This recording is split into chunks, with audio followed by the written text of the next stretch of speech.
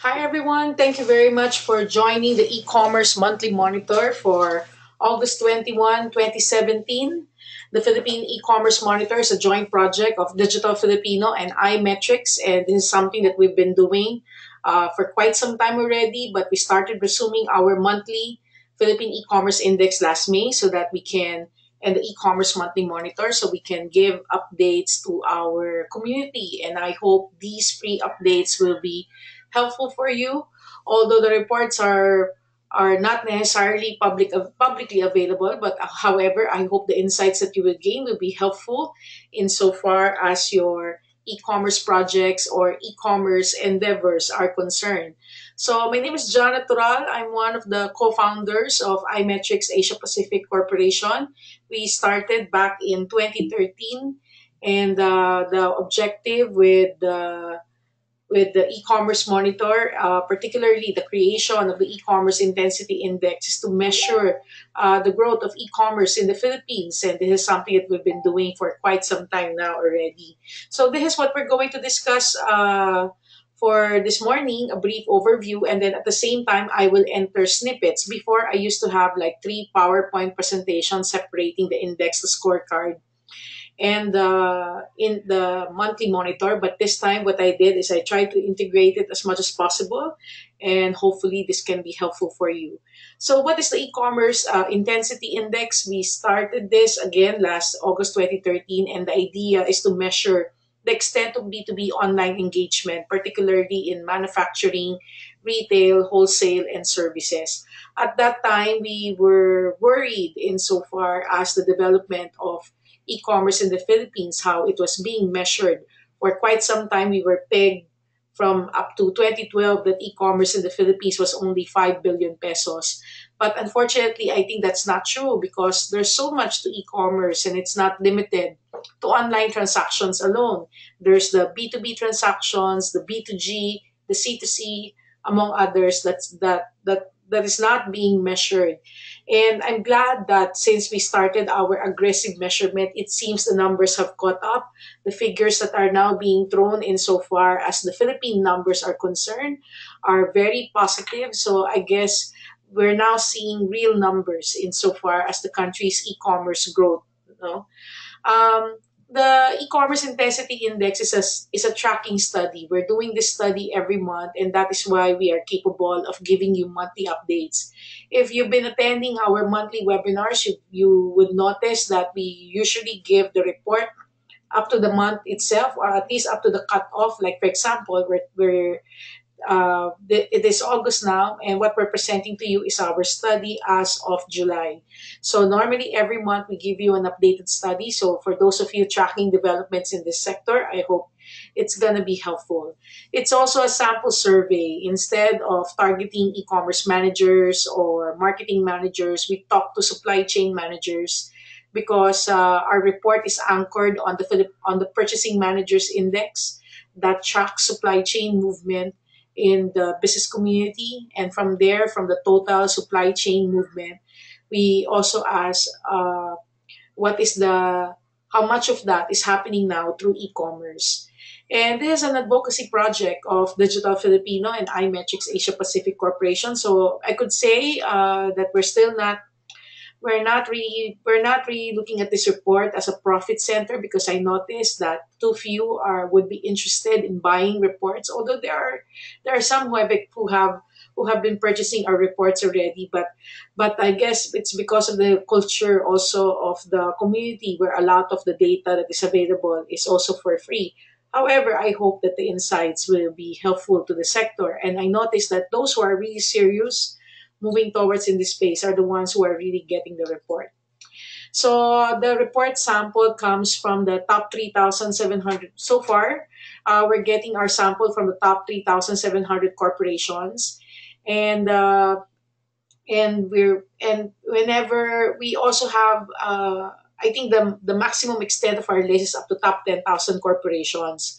Insofar as the Philippine e-commerce intensity index, since we're also measuring GDP impact, we're not getting companies, survey participants outside of the top 10,000 corporations because outside of that, we don't have access to financial data that will give us an idea on cost of goods, on revenue, on purchases, and put actual numbers to it. And so I hope that that process also will also give some form of rigidness, no, insofar how the report is being prepared. Survey interviews are done monthly through computer-aided telephone interviewing, although we have some interviews done online as well. But so far, we've noticed that telephone interviewing is still the most effective method for us. So the panel comes from 1,000 companies from the top 10,000 corporation. And we have copies of financial data of top 10,000 corporations. There's a CD that you can buy that has all the data. So that's why we limit also our survey respondents from that. And then the gross domestic, and then we get data also from the Philippine Statistical Authority on the gross domestic product, and then we tie it in and we do further analysis as to how does that tie in with the kind of data that we have.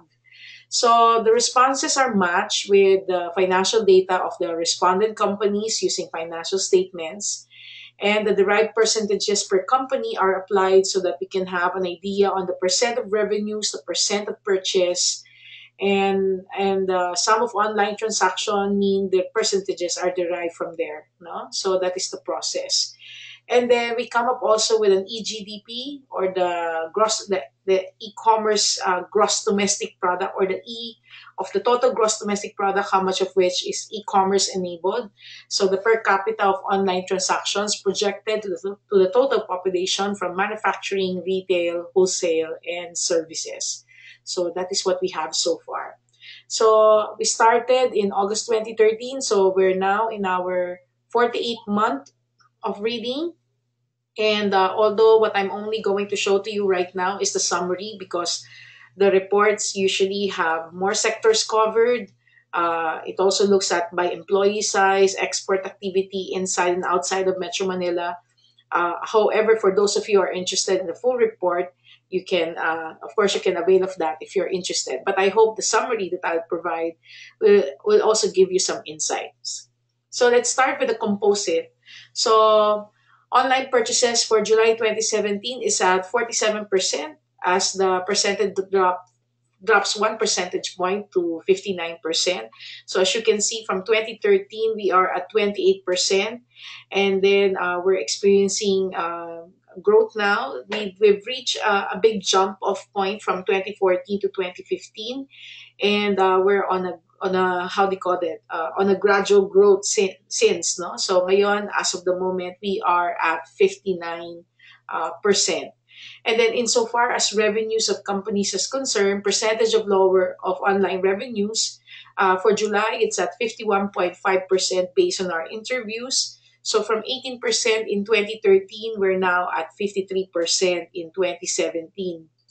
And then when you look at the percentage of payments done through online banking by the companies in terms of payments of their suppliers, from 10% in 2013, companies embracing online banking for payment of suppliers, it is already at 40%. Now let's look at each of the sectors, like manufacturing. So for the month for manufacturing, for January to July, 66% of purchases by this sector is already being committed through e-commerce or online. And then for the revenues, it's already at 62%, while online banking is at 44%.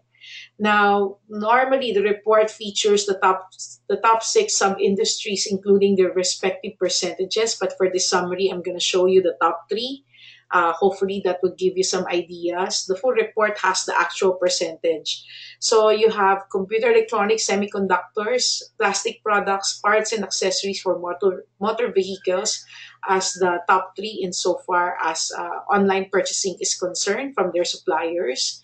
And top three of sub-six industries in terms of revenues, meaning receipt of orders happening online. You have parts and accessories for motor vehicles, computer electronics, semiconductors, followed by plastic products. Now, actually, there's a lot of development in this space. Recently in the news, it was mentioned that actually the Philippines expected to overtake Thailand insofar as motorcycle sales this year. This article talks about the Motorcycle Development Program Participants Association, or the MDPPA, referring to its president, Armando Reyes, saying that his group has a positive outlook of the industry.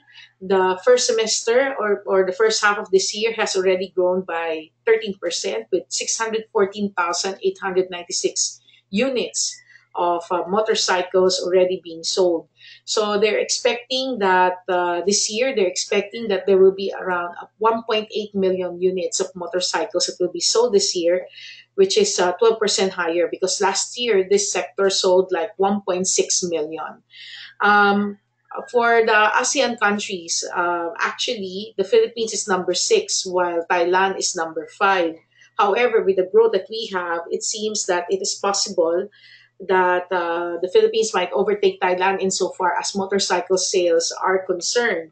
And also, Philippine motorcycle sales in January to May amounted to 504,931 units, although Thailand actually has 773,748 units sold. So that means the motorcycle industry is quite hot nowadays, no?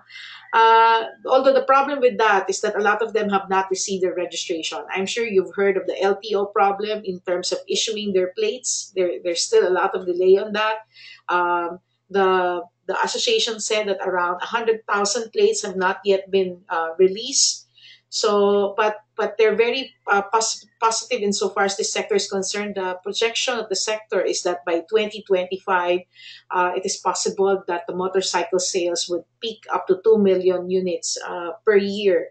And and in fact, the sector is giving credit to e-commerce, saying that e-commerce boom in the Philippines is partly to be credited for the surge in sales, because there are a lot of micro entrepreneurs right now selling products online, usually purchase motorbikes to ensure same day delivery of orders. So you can say that, of course, apart from the economy growing, but we're seeing a lot of movement in this area. And in fact, we now have motorcycle portals, and I've talked to people, entrepreneurs who are selling parts, who are also building their websites, because they're seeing that this is a big community that can be served. No.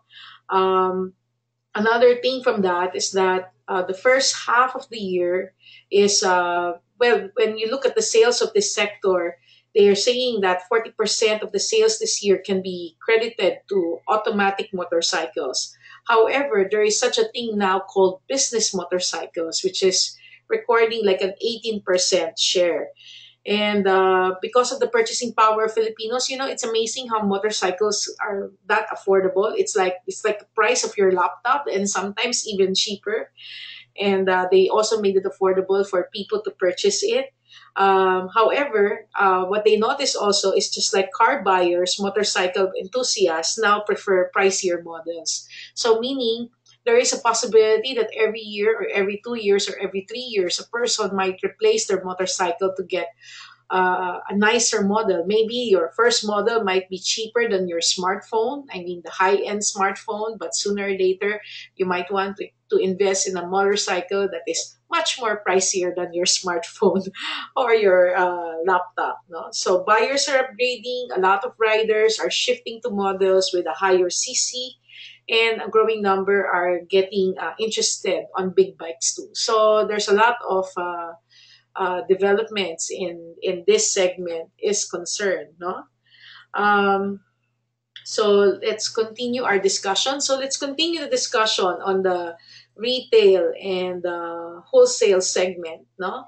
Now, in the retail and wholesale segment, the extent of online engagement in this sector is that 47% of purchases are now being committed online, while 38% of revenues are happening online. Online banking in this sector is at 38%.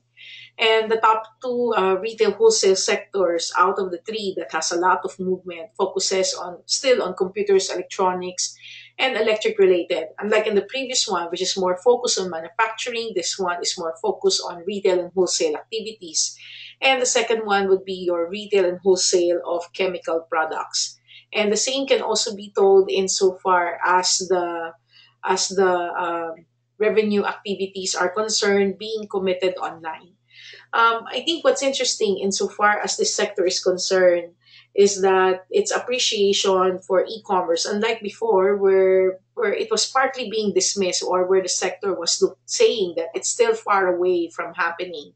However, in the recent conference organized by the Philippine Retailers Association, the sector is agreeing that e-commerce is a force that won't be held back, and traditional brick and mortar retailers are in the best position to take advantage of that revolution, as said in this article. And actually, when you look at the sector, it is growing, no? But before that, like for example, when you look at grocery, the Philippines is poised to become the fifth largest grocery retail market in Asia. And I guess before that, so medyo napa-advance tuloy ako. Sorry on that. Like yung sa retailers, no, yung the reason why there's so much excitement insofar as this sector is concerned, despite the fact that e-commerce is growing in terms of popularity, the traditional brick and mortar retail is still active. No, they grew by 10.6% year on year on the first half of 2016, and on that first half they earned 926 billion according to the Philippine Statistics Authority, and currently the retail is expected to make up of 20% of the country's GDP. And the unstoppable growth of retail, even if there is surge in e-commerce or that gradual surge in e-commerce, is because of it is credited to population, their consumption, the disposable income also of the people working in the sectors, particularly OFW and those working in the BPO sector. Although e-commerce share in retail, the Philippine Retailers Association is looking at it as no more than 2%. However, because it's starting in a low base, they're seeing also that there's a lot of growth. There's a lot of innovation also coming from that sector. And therefore, the association is taking a more proactive move in making sure that the association, the retailers in the community will be able to catch up with the requirements. And in fact, I guess you can say that they've already caught on, no? Like the three dominant retailers, particularly SM Ayala and JG Summit, have all made major investments in the e-commerce space this year, like Ayala acquiring like 49%, the Ayala Group acquiring online fashion platform Zalora, and they're developing strategies for online and offline. The Gokong Ways of JG Summit invested in Singapore-based C Limited, which is the firm behind Shopee, if you're familiar with Shopee. And then, of course, the SM Investments Corporation, or SMIC, invested in a logistics firm, which is a crucial part of e-commerce. So it's now like a big player for the To Go Group, no, incorporated. So so for the second part, where we talked about the Philippines to become the fifth largest grocery retail in the market, there's a lot of discussion before. Like I remember chairing the e-commerce Philippines event 2 years ago, organized by Terrapin, which is now referred to as Seamless Philippines.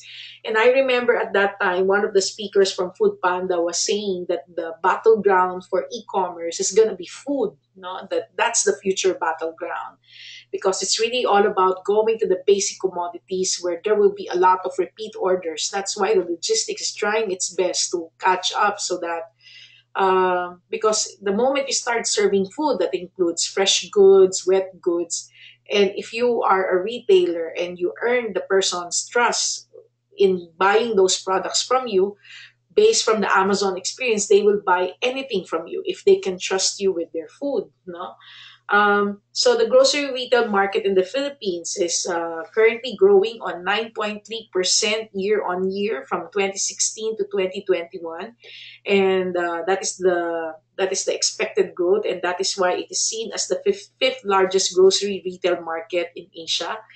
And grocery retail sales in the Philippines are set to amount to 7.8 trillion by 2021, and currently it's at 4.53 trillion in 2016. So that's how big that market is. And in fact, even Lazada if you go to Lazada now and you start looking for groceries, you're seeing already some grocery products there, although they're limited to dry goods. But they're now on an aggressive rollout in terms of having their logistics warehousing infrastructure in place in different parts of the country. So I guess it's just a matter of time, maybe within a year or maybe even less than a year, or maybe from a conservative perspective, maybe 2 years. We can expect Lazada to really be aggressive in this sector and offer groceries and be delivered to homes very soon. No, and of course, we're familiar with Shopee. And as you know, Shopee is currently considered as one of the popular C2C site in the Philippines. And in fact, one of the slides that you can download in ecommerceiq.asia said that the top 10 shopping apps in the Philippines, although Lazada might dominate B2C, but actually when you look at the consumer to consumer market, it's actually Shopee that is dominating this part. So Shopee has amassed 4 million downloads in the Philippines for their mobile app. And I think what makes Shopee very interesting is that they have a live chat feature where you can talk now to the seller, although Lazada recently added that as well. And Shopee also allows well, in a sense that since the buyer can chat with you, the buyer can also make tawad or negotiate the price, no? And then Shopee users spend 25 minutes daily browsing the app and considered to be highly social, with over 86% of buyers chatting first with the seller before making a purchase. And this in comparison to all other countries where buyers, around 75% only chat first with the seller. But in the Philippines, we are at 86%. So I think the buyers here, even if it's posted on the website already, tend to ask questions just to really clarify what is posted there and to maybe negotiate further the pricing that and see if it can be further reduced, especially if the person buying has a limited budget. And of course, as mentioned earlier, one of the moves by one of the biggest retail giants, in a sense, in the sector, Ayala, purchased a Zalora stake. But since their buyout is more than the value of the acquisition is more than a billion pesos, it has to go through the approval of the Philippine Competition Commission so that they can proceed in acquiring that 49% stake in Zalora. So actually, Ayala Corp acquired 43.3%, while Ayala Land, BPI Capital, which is part of BPI, and Kickstart Ventures, which is a unit of Globe Telecom, bought stakes in Zalora, or its corporate name is BFJ E-Services Philippines. In total, the group has gained control of 49% of the online platform.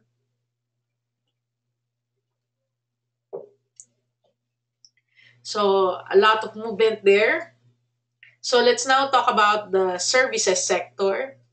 So in the services sector, 52% of online purchases of purchases are now being done through online or e-commerce.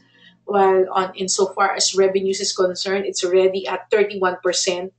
When we talk about online, again, we're not limiting ourselves to payment of credit cards. It can be the use of B2B platforms like SAP, uh, Philjeps or Philies, Alibaba, what have you, or email, EDI, or whatever private systems are out there that is being used by companies to communicate with their suppliers to process their orders or to process their purchases. No, 31% of our revenues are processed online, while online banking payments for suppliers is already at 34%.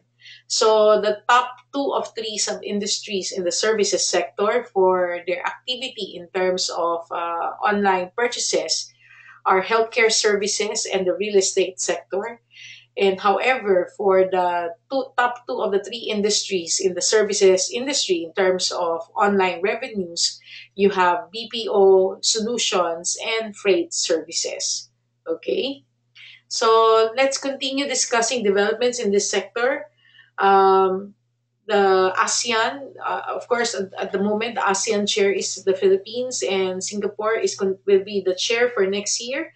However, they're saying it as early as now that there's a big focus on ASEAN next year. The discussion on ASEAN will be on e-commerce as they take on the sponsorship, and they plan to focus on e-commerce initiatives to bolster regional trade and expose and fix infrastructure gaps within the ASEAN member countries to facilitate uh, better cross-border trade. No, so I think there's a lot of movement that's going to happen, especially next year. That's why we have to catch up with our infrastructure so that when policies in the region really catch up, players get their act together, then countries who are able and prepared to serve this market development and the demand will be able to cope up with the requirements. No, now one of the interesting news in this sector is actually from Chelsea. No, so Chelsea.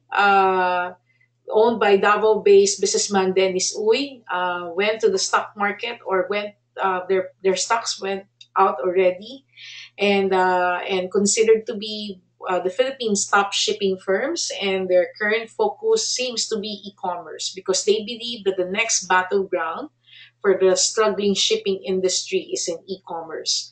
So Chelsea currently controls about 33% of the shipping industry, um, as they because I think they started their growth by acquiring a lot of other firms that may operate dilapidated ships and trucks as well as worn out facilities. They bought out TransAsia Shipping Lines, which is a 43-year-old Cebu firm that operates roll on, roll off passenger vessels. And owner Dennis Uy is currently the president and CEO of the To Go Group, and the holding firm of Dennis Uy, which is Udena C. Thorpe, and SM Group decided to partner together to buy the owners of To Go, and that is why he became the head of To Go, uh, which is a company. The Udena Corp is a company created by merging Negros Navigation Co. and Aboitiz Transport System Corp.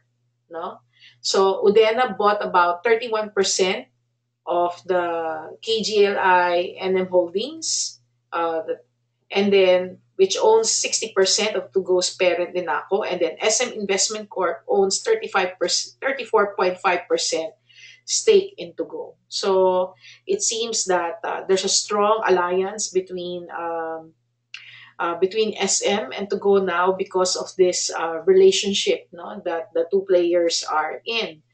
And the CEO, Dennis Uy, admitted, as I said earlier, that the next battleground for this sector is e-commerce, and that's why they're thinking about partnering together. And that although it's not easy to do, but they believe that this is the growth area for the next 2 years. And and they also see that shipping takes the bulk of e-commerce operations, and but will also require warehousing payments, and that is something that they will also look at. Chelsea's president Chris Alfonsus Damuy said the company will use to go, which already has its logistics business, and actually they also have some offerings online already, and it will use it as a jump off point for the e-commerce venture. So I guess we have to watch out what to go will come up with to be able to how they call it, compete further, no, in this market. And because admittedly there are a lot of players right now, and it seems LBC was able to do something innovative with Check Me Out. However, of course, you have Shop Pinas as part of Air 21, and Shop Pinas is being white labeled by a lot of the e-commerce portals out there, therefore giving Shop Pinas that market. However, To Go is more of an independent firm, so I guess they're really bound to have their own. They really have to choose what kind of strategy or what kind of path they really want to get into soon, and carve their blue ocean, no, in this very competitive market. But of course, not to be left behind. We're also seeing that some of the players are becoming very creative. In fact, I remember before Check Me Out, I used to refer to Send Business Solutions having a blue ocean because they were the pioneers in online logistics as a logistics service provider, focusing on the on online sellers and being able to be the first to offer that pickup service, no, from home, because I was able to take advantage of that when I launched my last book around 2008, no. And somehow they didn't really change that much except for advancements with the app and with the website, but diversifying it, making it nationwide, does not seem to it did not happen, no, at least it did not happen that soon, no. So somehow parang biglang nawalan sila ng blue ocean, no. So that's why to see a news like this brings another wow, para bang wow, there must be something here, because you're now seeing a bus, a supply chain company, and an e-commerce firm working together to boost delivery. Because for the past 2 years, especially with the growth of e-commerce, especially during the time of the holiday season from November to December, a lot of shipments are delayed. No? To the point you order something, matatanggap mo na siya after Christmas and after New Year na. And consumers are very angry, but actually the problem is with the entity performing the delivery, because either they are through air or through sea. And usually, if you want to make it affordable, you go through the sea route. But if there's a lot of cargo on the sea route, that means your cargo has to line up, therefore resulting to delays in shipments. So in this case, three companies, Quick Reliable, or formerly known as QRS, and Send, Inc., a partnership agreement with Ceres, which is a group of bus companies operating major routes in Visayas and Mindanao. And their idea is, I guess, instead of relying on uh, airplane or air express delivery type or through sea express delivery type, they will also tap into the buses. Actually, for me, if I need to receive something ASAP and it has to come from the provinces, usually I just pick it up from the bus station. Although I know it's an additional cost for me, but if I really want to get that document, I really have to get my hands on it. I guess that is still more efficient rather than wait for 3 days and you're not sure what's going to happen with your parcel, no? Especially during the hectic season, no? Um, there is also another study that came out, which was the 2016 Visa Consumer Payment Attitudes Survey, and that talks about Filipinos becoming e-payment savvy. And what they're saying is that there's a big improvement on the Filipinos' appreciation on electronic payment systems, with 6 out of 10 or 60% say that they prefer electronic payments rather than paying in cash. Actually, I'm quite challenged with the study because, as we know, 90% of Filipinos, when they buy online, they prefer COD, maybe because it gets delivered sa bahay. But of course, when you go out and you want to pay, like for example, if I go to the department store and I pay and I use my debit card, technically that is an electronic payment because the act of swiping and processing that payment is actually an electronic payment. So electronic payment does not have to be limited by definition, that it has to be over the internet. And I guess from that context, then I would understand, because you'd rather not line up sa ATM, withdraw cash, and then bili ka, kapag magbibigay ka ng cash, kasi baka mamaya madukutan ka pa o kung ano pa mangyari sa'yo, no? But anyway, this number translates to a 57% outcome, up from 46% from 5 years ago. And and they're now seeing that more Filipinos are carrying more cards, around 49%, and 29% carry less cash. I think one factor that we can attribute there, and although I think this is more of my opinion and from my experience, is because of the popularity of ride sharing apps. I'm sure that for those of you who have tried Uber and Grab and did not pick the option of paying cash para makaiwas ka dun sa whole tipping issue, you normally charge it to your debit card or you charge it to your credit card. So in the process, unlike before where you really make an effort to withdraw money para may pantaksi ka or what have you, all of a sudden if your main mode of transportation is through Uber or Grab, then hindi mo na kailangan maglabas ng pera, no? Kasi charge na ng kagad siya. Tapos kung meetings naman yung pupuntahan mo, well, you can also pay that through card, or sometimes depende sa ka-meeting mo, pwedeng yung pinuntahan mo may food na, no? So all of a sudden, money in your pocket stays longer. So the necessity to withdraw money um, was not was not as often as you need before, where you have to panic that you always have to have money on in your pocket. Ngayon, basta may internet ka, may charge ang cellphone mo, nandun yung mobile apps mo, buhay ka na, no?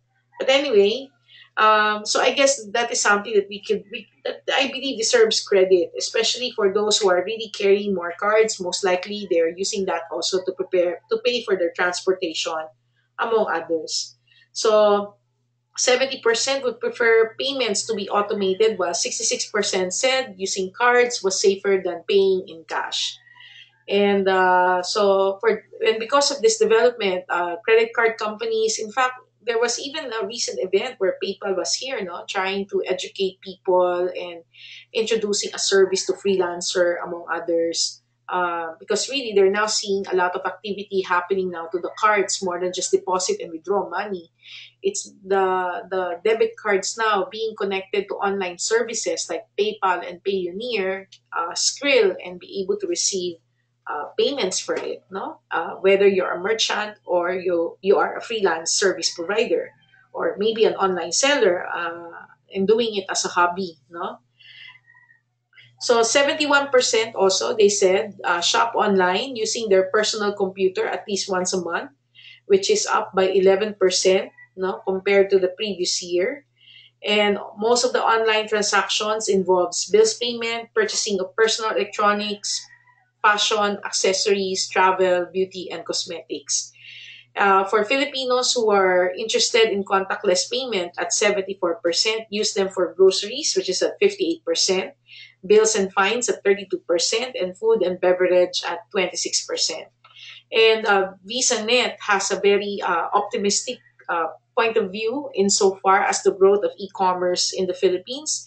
They're seeing it to grow. Their projection is that it would grow 30% year on year. No? Kaya kaya dati parang we normally get feedback that our data in iMetrics was so optimistic. Parang hindi siya, parang masyadong aggressive yung data namin. However, when we see reports like this, and when we see reports about industry movements, I felt like kahit pa paano mas nagkakaroon na ng substance, no? Kung ano yung nangyayari talaga dun sa market, and why we're getting that kind of data, no? By the way, e-payments only account for about 9% of consumer spending today. No? So what is the e-commerce GDP based on the data that we have at the moment? So the per capita for online transaction, or what we refer to as the e-commerce intensity index, we're looking at it now at 9.19% of GDP. If you're familiar with the Philippine e-commerce roadmap, the target for the Philippine e-commerce roadmap is for the e-GDP to hit 25% by 2020. So, and I'm very optimistic with that, especially with all the news that we're seeing, how the major retailers are moving, how they are moving also to invest in logistics firms, how ASEAN next year will really focus on e-commerce, 100,000 Wi-Fi installations all over the country being rolled out by government, broadband plan being rolled out nationwide in a year or two.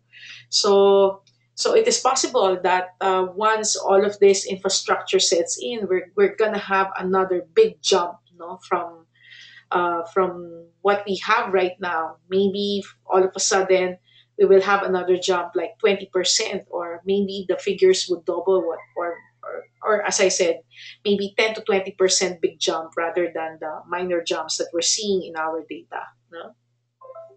So with that, I hope you are able to find this presentation helpful. Although I cannot provide you a copy of the presentation, I will be posting the video online, so that for those of you who would like to watch it, review it, and refer to some of the resources that we shared in this presentation, can can look back, no, and check it out, no. So with that, thank you very much for joining this presentation for the e-commerce monthly monitor, and I hope you can join again next month. So, for those of you who would like to know more about the report, you can check out our website at digitalfilipino.com/certified. No, digitalfilipino.com/imetrics2016.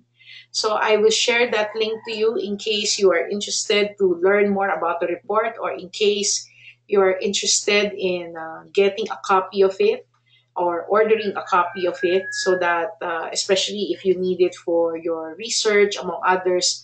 Normally, the report has three parts, which is the intensity index, the maturity scorecard, and the insights that are being shared. So usually, what you if you purchase, what you will get is the latest version of the report for that month. But of course, if you will get a 1 year subscription, you will get a report, an updated report every month, including the insights that we were able to gather. We will also share that with you every month.